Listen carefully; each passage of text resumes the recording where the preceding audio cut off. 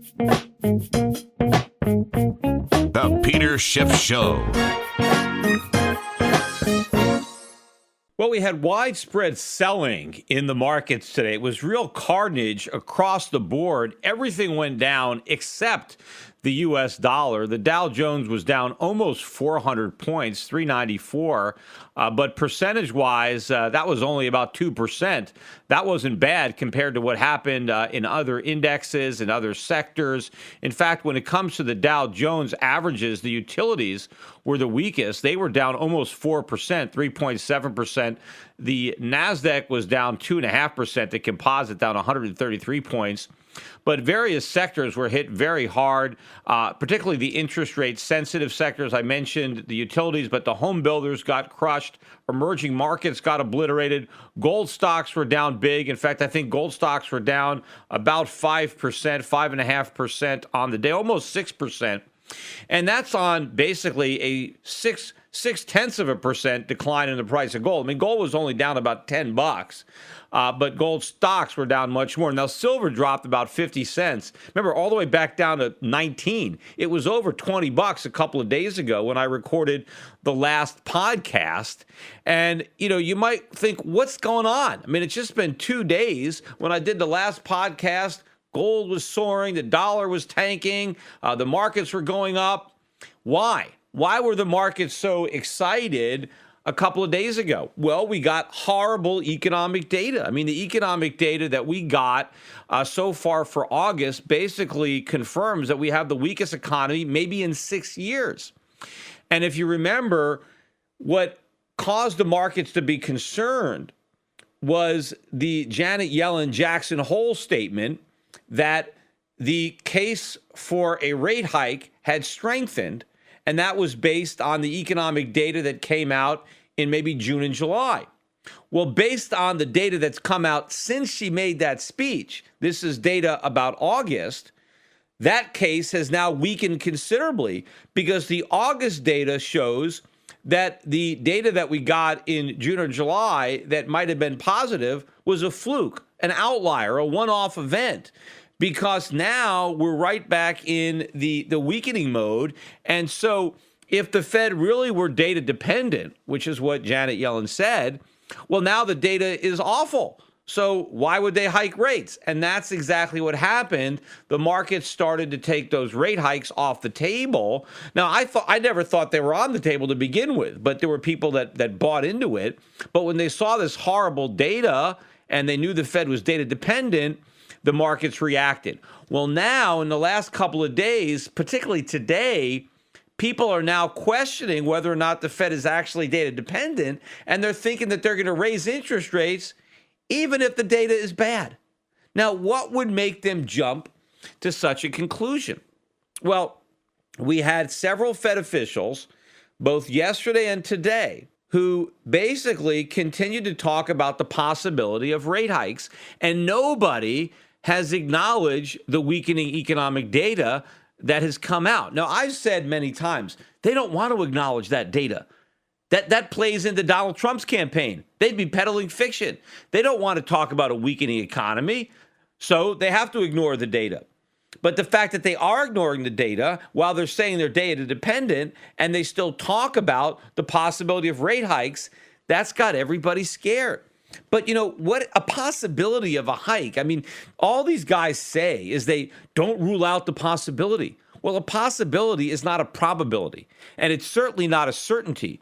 But the markets are acting as if the Fed is about to raise rates.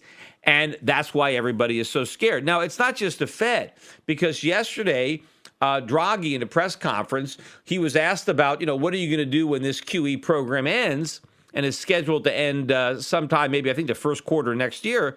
And he basically said, well, we don't have any plans to do more QE. And we had some similar statements coming out of the Bank of Japan to the extent that, they're not going to do anything more. And this is scaring the markets because the markets have been riding a sea of liquidity. from all over the world. And if the Bank of Japan is not going to be providing more liquidity, if the ECB is not going to be doing it, and now if the Fed is going to take away its punch bowl, this is what's scary markets all around the world. Because it's not just, again, U.S. markets are not the only ones that sold off. Markets are selling off around the world. And it's not just the stock markets. It's the bond markets, European bonds, Japanese bonds. Look at U.S. bonds. Yields now are the highest they've been in 3 months. I mean, we've had a 2-day spike in the yield on the 10-year to the 30-year. And this is really going to crush the housing market. That's why the home builders got obliterated today. I think the biggest loser was Hovnanian, which had some bad news, but they were down about 13%. But all these home builders got clobbered because if interest rates go up, houses are going to get that much less unaffordable than they already are. But the question is, why all of a sudden, in just a couple of days, are people so convinced that the Fed's going to raise rates? Now, what happened today? There was a Fed guy that spoke this morning, Eric Rosengreen, right? He's the Federal Reserve Boston, president of the Federal Reserve Bank of Boston. And in his talk, he said, I'm quoting, that a reasonable case can be made for tightening interest rates to avoid overheating the economy. So a reasonable case can be made for a gradual rate hike to avoid overheating the economy. That's what he said. Well, sure, you can make a reasonable case for raising rates gradually. I can make an even more reasonable case why we should raise them rapidly. But just because you can make a reasonable case to do something doesn't mean that they're going to do anything. And he said that we need to raise rates to avoid the economy overheating. I mean, what economy is he talking about? The U.S. economy? Does anybody think the U.S. economy is in danger of overheating? I mean, it's barely growing at 1%. I mean, first of all, I don't even believe the Keynesian nonsense that an economy can overheat. Like an economy is like a car, and if it goes too fast, the engine is going to blow up or something. The economy can't overheat. But what Keynesians think is that if economies grow too fast, they will create too much inflation, and that's what's overheating, right? But inflation is not caused by economic growth, and a growing economy doesn't overheat. But if you actually believed all that Keynesian nonsense, you wouldn't look at the U.S. economy and think that it's anywhere close to overheating. So if he's saying, well, we need to raise rates simply to stop the economy from overheating, well, he's saying that rate hikes are nowhere near the horizon because the economy isn't even close to overheating. I mean, we're almost ready to stall. Forget about overheating. But that was what got it going. But then I watched an interview, another Fed guy, Dan Turilla, I think the guy's name was, president of one of these other banks, I forget which one. He was interviewed by Steve Leisman on CNBC. And if you actually listen to what this guy said, probably the furthest thing from his mind is a rate hike. I mean, everything he's saying was really dovish as far as I was concerned. But then kind of at the end of the interview, Steve Leisman says, well, do you think the Fed's going to raise rates this year? Do you think we'll have a rate hike this year?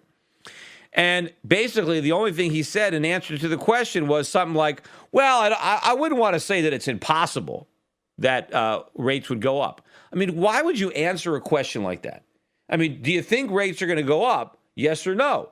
His answer is, well, I wouldn't say it's impossible. Well, of course, nothing's impossible.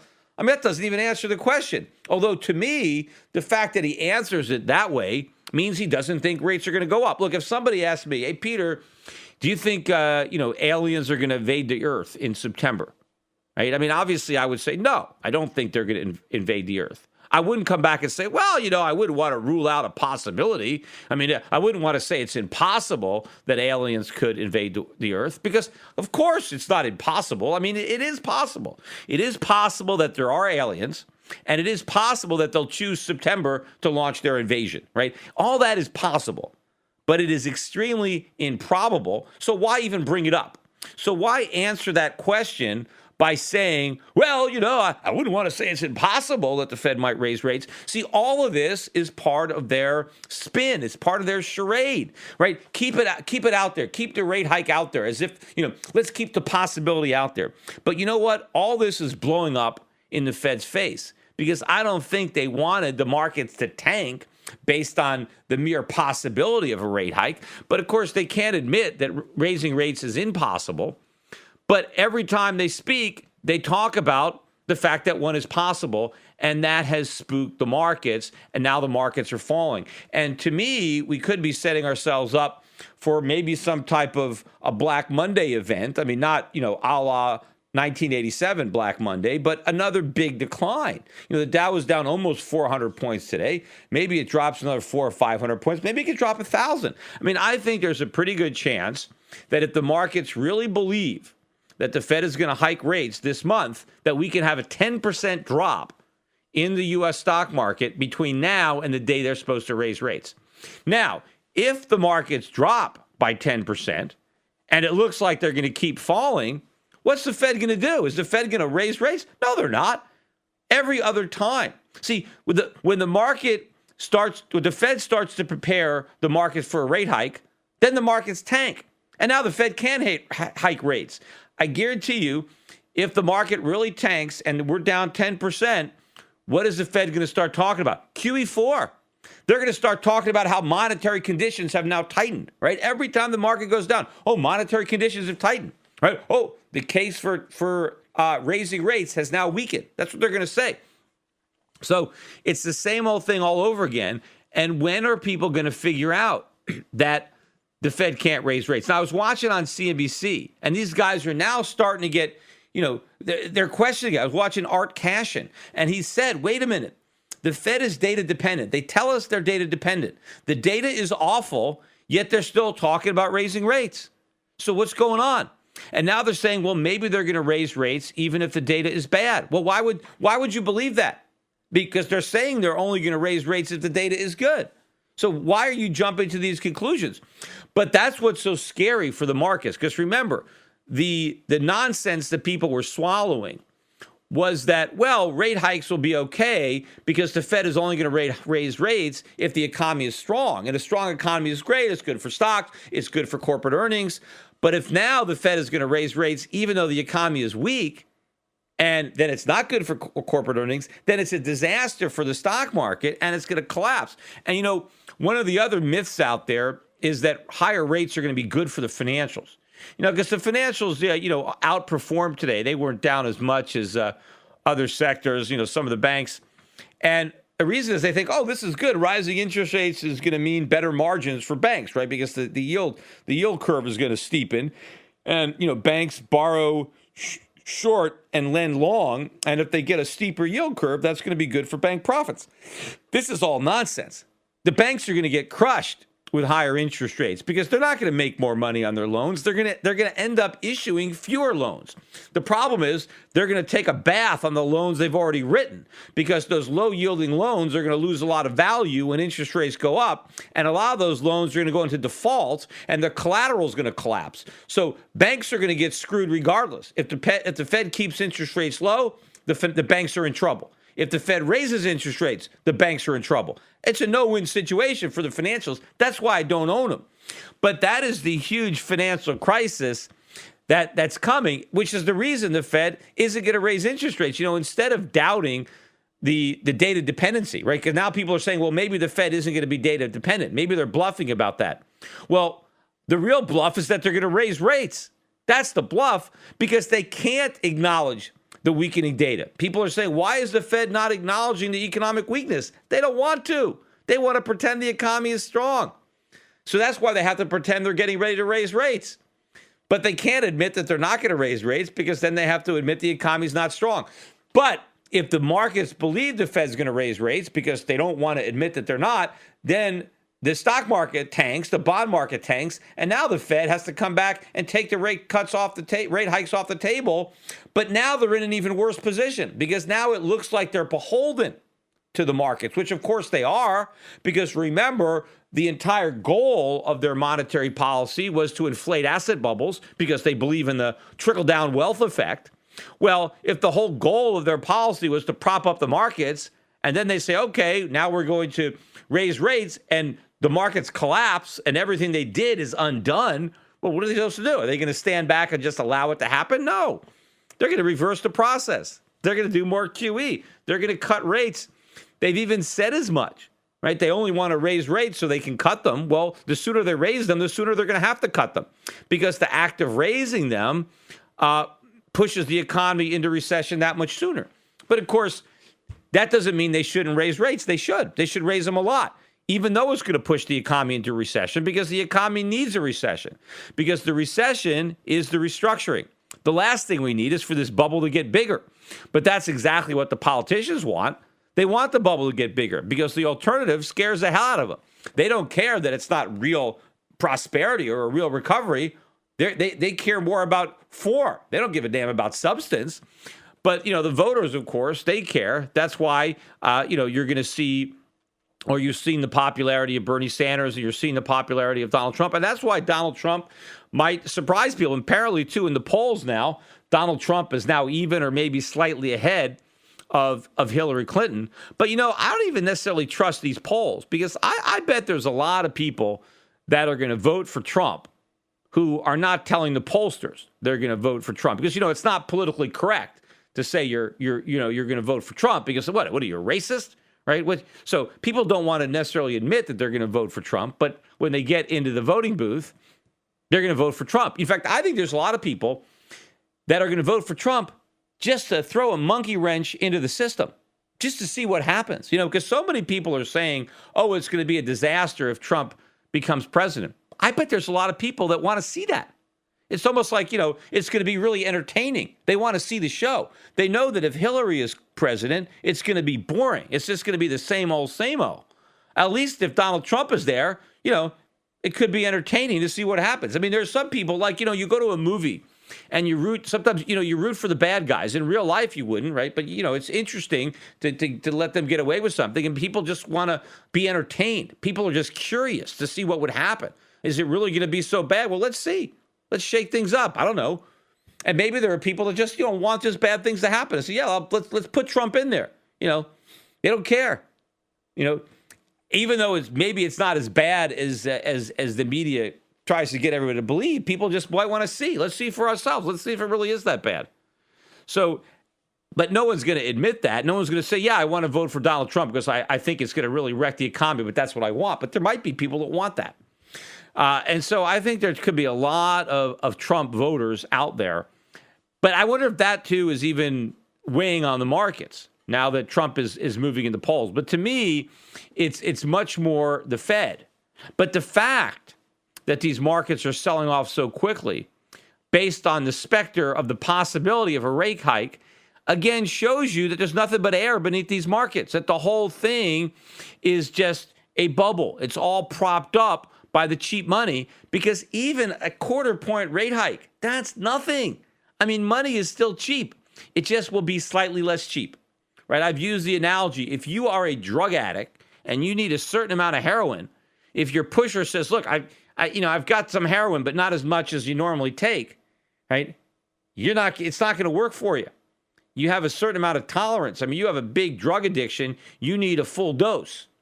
And so this economy is so drugged out, so dependent on such massive quantities of cheap money, that even if we get the cheap money, but in a slightly less massive dose, it ain't going to be enough to sustain this habit. And this whole thing is going to come collapsing down. But of course, as it collapses down, now the Fed has to reverse. That is the catch-22. Oh, the Fed's going to raise rates. Okay, great. But if they raise rates, the markets crash, and now they have to cut rates, which means they can never raise rates, because raising rates means they have to cut them.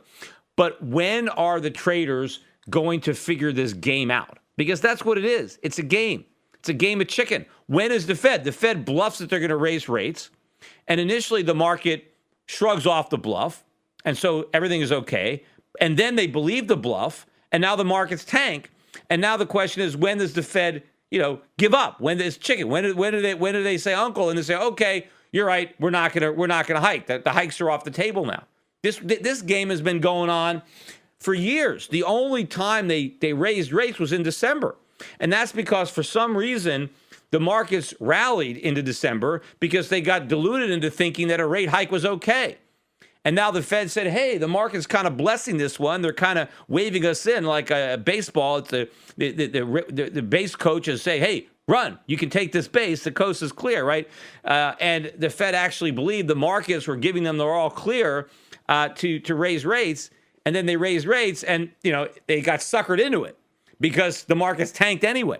So they screwed up. They raised rates in December, and then they haven't raised them since. And so this game has been going on for a long time. Why do people just believe? Why would the Fed raise rates in September? The election's coming up in November. Why risk it? The data is horrible. The markets are falling now. What is that? They didn't raise rates 3 months ago, 6 months ago. Why would they raise them now? When the economy is much weaker, the markets are now falling. The election is that much closer. Trump is rising in the polls. Obviously, the possibility is still remote, but the mere possibility of a tiny rate hike is all it takes to collapse these markets. And we'll see. As I said, Monday is going to be a very, very interesting day. And all of the stock market weakness is now number one. Because if the Federal Reserve is going to ignore all the economic data, right? Because they're still talking rate hikes, even though the economic data is lousy, then the only thing left to officially take the rate hikes off the table is the stock market. And that's what's going to happen. And the traders might force it to happen. Because if bad economic data is not enough, let's see how much pain the Fed is willing to tolerate from the stock market and the bond market, because we know that they believe that asset prices are very important to the economy, certainly housing prices and the real estate market, also the auto sector, and that's going to be impacted by rising rates. But also from a political perspective, we know that the incumbent party is more likely to be reelected during a bull market than a bear market. So they got to know if the Fed causes a stock market decline, and if we are in a bear market when voters enter the voting booth, they're going to vote Trump. And so you have all of this that's going to weigh on the Fed. The question is, how much more credibility will the Fed lose? It's crazy that they still have any credibility when they don't raise rates in September, because this is the danger. You know, they let everybody think, yeah, they're actually considering it. They're actually going to do it. And then they don't do it. And now what? Are they going to do the same game all over again with December? Finally, I want to talk about the Gary Johnson Aleppo controversy. And if you haven't heard about this, and maybe you have, because this is probably the most publicity that Gary Johnson has received since he announced that he was going to run for president. In fact, I even saw the story on the NBC Nightly News. And of course, the headlines are Gary Johnson blows his shot, right? This is it, as if he actually had a shot and now he blew it because of this one slip up. Look, to the extent that Gary Johnson doesn't become president, it's not because he didn't know what or where Aleppo was. It's because the media wasn't covering his campaign. It's because the Presidential Commission on Debates isn't inviting him to debate. It's got nothing to do with this.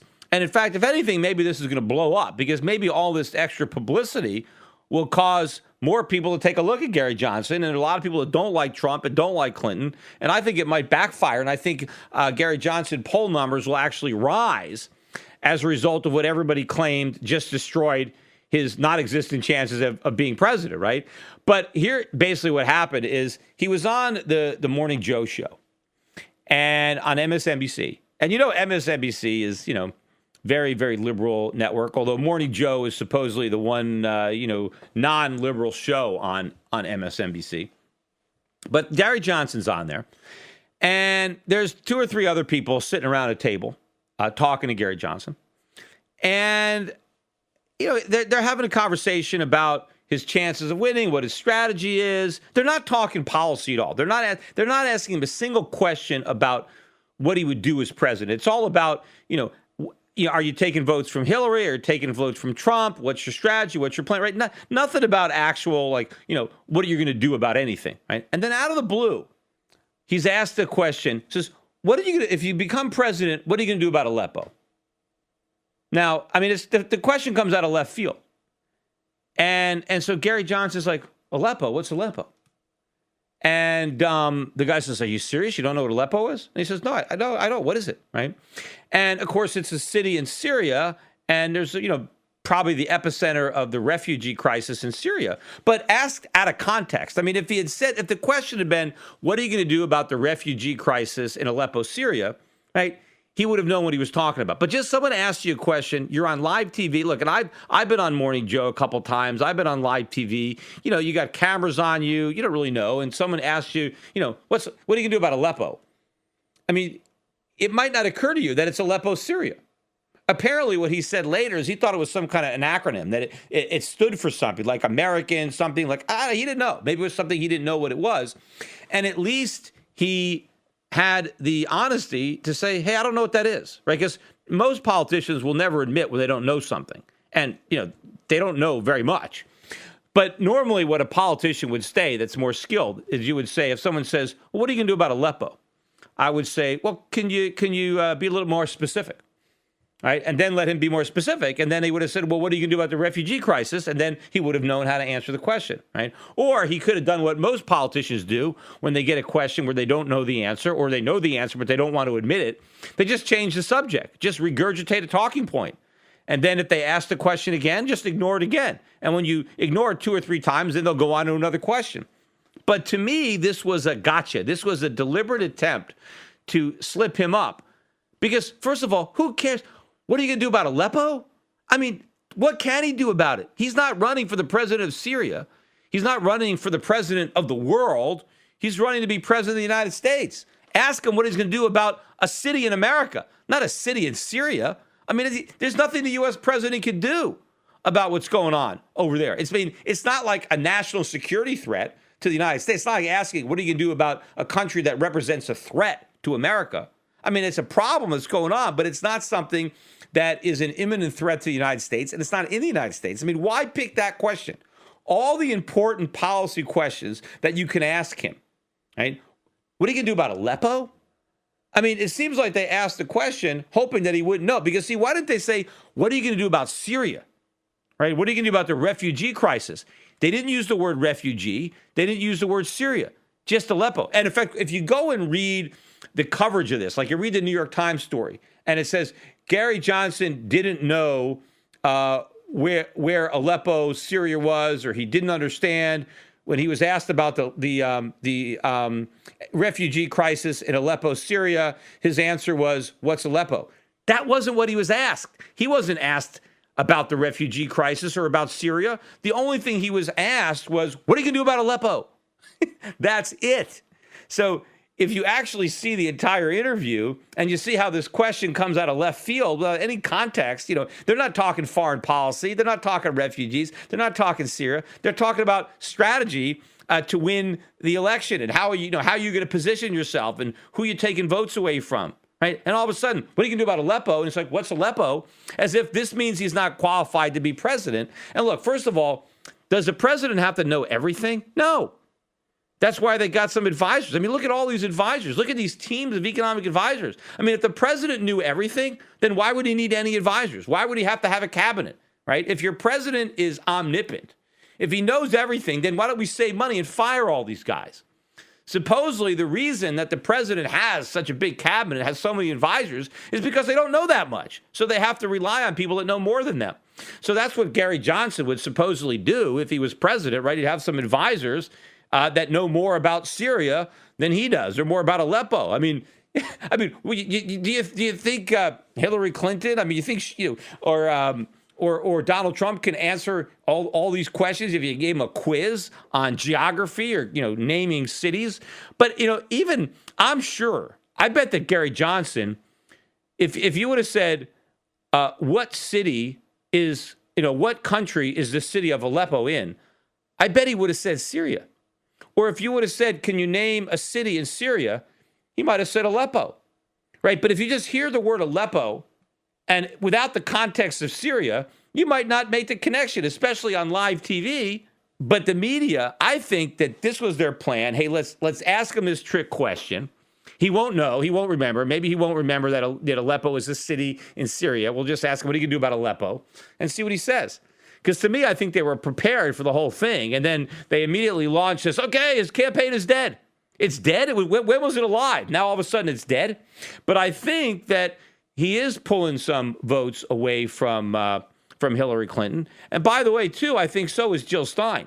And I think one of the reasons that the left does not want Gary Johnson in the debates is because if they let Gary Johnson in the debates, and let's say Gary Johnson doesn't have 15%, right? Let's say he's got 12 or 13%, and they let him in the debates. Well, they probably have to let Jill Stein in the debates too, right? Because, I mean, if they're going to make an exception for Gary Johnson, they got to make an exception for Jill Stein.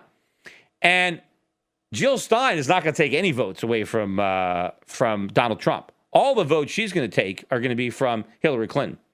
Gary Johnson may pull evenly from both Clinton and Trump. But the best thing for Trump and the worst thing for Hillary is to have both Gary Johnson and Jill Stein at those debates. And the only way to get Jill Stein in the debates is to get Gary Johnson in the debates. So I think MSNBC is trying to crush Gary Johnson to keep out Jill Stein. But also to the extent that, Johnson will pull some votes from her. But I think that they're more worried about Jill Stein. And this is a backdoor way to try to keep her out of the debates by trying to diminish the credibility of Gary Johnson simply because he supposedly didn't know that Aleppo was a city in Syria. But again, I think this whole thing might backfire on MSNBC and the rest of the liberal media, because I think now a lot of people who never even heard of Gary Johnson now know about him because of this Aleppo. And you know what? They couldn't care less whether the guy knows where Aleppo is, because nobody else knows where it is either. You think the average guy who is learning about Gary Johnson for the first time, you think they know that Aleppo is in Syria? Most of them don't even know where Syria is, let alone Aleppo. But I think now that they know, what do you mean? There's a third-party candidate? You mean I don't have to choose between the lesser of these two evils? There's another candidate, and the only thing wrong with him is he doesn't know where Aleppo is? Oh, yeah, let me vote for that guy. So I think that it could backfire, and the publicity can end up giving Gary Johnson a bump in the polls rather than ending his campaign. They might have just ignited it. Hello, this is Peter Schiff. I bet you didn't know that without silver, you wouldn't be hearing this podcast right now or be able to use a computer at all. From laptops to smartphones to TVs to speakers, virtually all modern electronics use silver to conduct electricity. Did you know that the average solar panel uses 2/3 of an ounce of silver to function? And the solar industry is expanding dramatically, not just in America, but in booming developing nations like China and India. Silver is naturally antibacterial and is used extensively in modern medicine. Silver coatings are being added to breathing tubes, bandages, catheters, and other medical instruments to reduce the spread of infections. When antibiotics fail, silver still works. I believe the 21st century will be the century of silver. As fiat currencies continue to collapse and new uses are found for silver every day, the white metal's strong industrial demand and low per ounce price will make it increasingly attractive to savers around the world. At today's prices, people of any age and background can afford to buy some silver. Learn why silver is a smart and reliable investment in my free special report, The Powerful Case for Silver. Visit SchiffSilver.com and download it now. The Powerful Case for Silver includes information about silver's amazing chemical properties. It also explains why I believe silver may outperform gold in the coming years. Download The Powerful Case for Silver and educate yourself, your friends, and your family about the white metal. Just visit SchiffSilver.com to download my free report. That's SchiffSilver.com.